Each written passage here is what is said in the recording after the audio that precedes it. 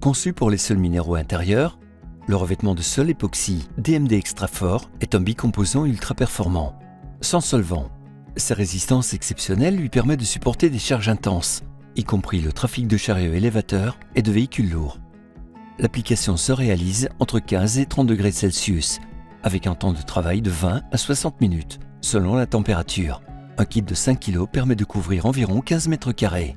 Le support doit être sec, résistant, légèrement rugueux et exempt de poussière, de parties non adhérentes, de graisse, d'huile, de résidus de caoutchouc et de toute autre substance pouvant nuire à l'adhérence. Les supports non résistants doivent être éliminés mécaniquement.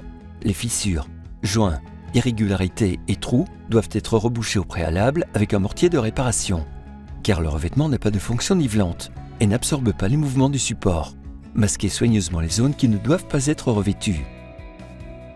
Le procédé s'organise en 2 étapes. Tout d'abord, on applique le primaire époxy DMD.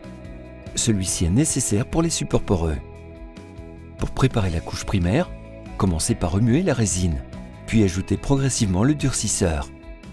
Les 2 composants sont déjà dosés dans les proportions correctes et doivent être mélangés soigneusement pendant environ 3 minutes avec un agitateur à vitesse lente, en raclant plusieurs fois les parois et le fond du récipient.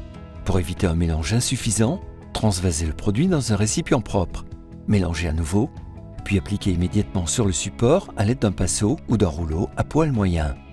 En alternative, le revêtement de sol époxy lui-même peut être utilisé comme primaire. Dans ce cas, la première couche sert de primaire et la deuxième de finition. Après 10 à 32 heures, le primaire est praticable et peut être recouvert du revêtement époxy. Dans la deuxième étape, on prépare le revêtement de sol époxy de la même manière que le primaire. Ensuite, on l'applique rapidement et uniformément au pinceau et au rouleau. Pendant l'application, il faut remuer régulièrement le mélange. Le résultat, une surface brillante et sans joint, extrêmement résistante aux charges et aux produits chimiques.